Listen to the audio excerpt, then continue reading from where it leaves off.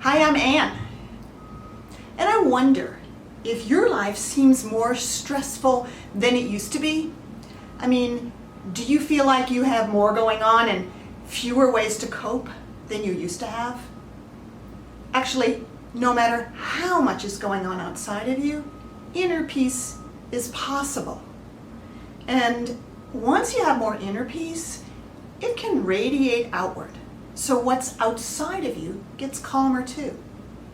We're not totally at the mercy of what happens to us. And I love that. Well, you might be thinking, really? Well, I'll show you what I mean by telling you the story of my student Alice, who's in a study group in her rather small community. In a group like that, people have their personalities, and some can be easier to take than others, you know? And on this particular day, there was an interchange within the group that left Alice feeling quite upset. In fact, she felt discounted, put down, made wrong. It was very painful. And when she left the group that day, she didn't know how she could ever go back. And because she lives in a small community, she felt like she had to find some way to deal with what happened. But confronting the person who did it seemed absolutely impossible. Well, if you ever had someone you have to see every day or every week say something to you that hurts so much you don't know how to deal with it, take a quick second to type "me too" in the comments below, because it helps to know we're not alone in having these things happen. So, Alice went for a few days, which is a long time, really, not knowing what to do. She couldn't say anything, she couldn't go back to the group, but in a way she also couldn't not go back. She really felt stuck. And she felt very bad. She felt bad about herself, kind of stupid. She felt discounted and put down by this other person. The low feeling from that stayed with her very strongly, like a dark cloud following her around. Well, then Alice remembered some things she learned in a course with me. One, when you have a bad feeling, you can acknowledge it by saying, "Something in me feels da-da-da." And two, you can make a relationship with the something by turning toward it and saying, "Hello." And three, you can take some time to sense what it's connected with that makes it feel so bad. So Alice acknowledged the painful feeling left over from what happened in the study group. She said, "I am sensing something in me feels discounted and put down." And that helped because she could feel there was more to her than that feeling. Now she felt the feeling more distinctly in her body. It was like a sharp, heavy pressure in her chest. And for a little while, it even got stronger. But it was okay. She could be with it. Next, she said hello to the sharply heavy pressure feeling, which also helped. There was a sense of the pressure easing. She wasn't pushing it away, she wasn't fighting it, she was allowing it to be there. And that made a difference that she could feel. Then Alice took time to sense what this feeling also connected with.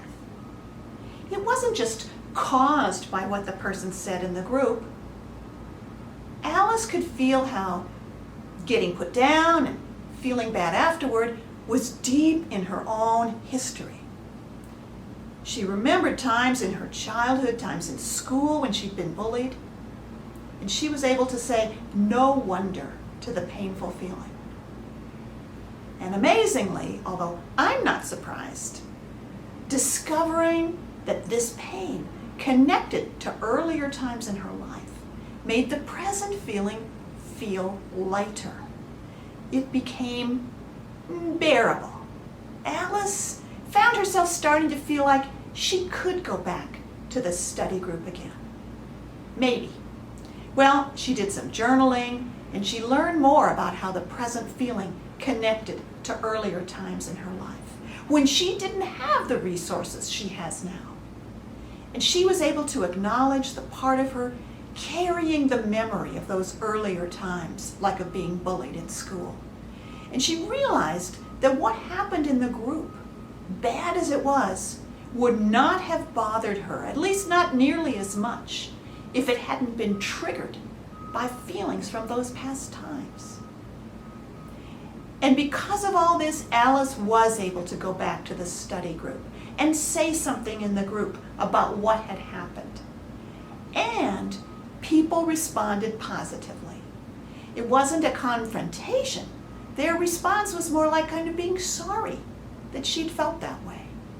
And because Alice had changed inside, the people in the group were not defensive, as perhaps they would have been if she had just hit back out of her pain.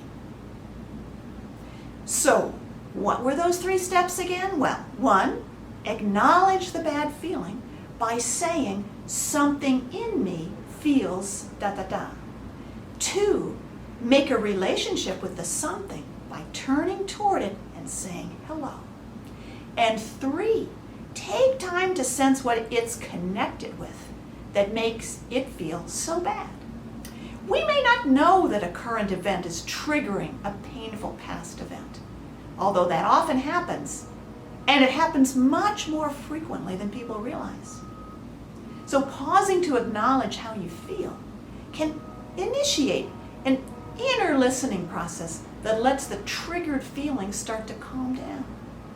And then everyone else in the situation feels calmer as well. We may need some time to get there. Alice took days, but hey, taking days or even weeks is a lot better than not getting there. So Alice was grateful, and I am too, that there is a way to get from put down to crushed to being okay, and it actually affects the other people in the situation as well. I love that. So, if you like this video, let me know. You can click like below, you can subscribe to this channel, you can get notified of the latest videos, or leave a comment telling me about a time when you felt put down or discounted by somebody you see every day or every week, and you found a way to deal with the way you got triggered by that. I'd love to hear from you. And here's to you having a more peaceful life.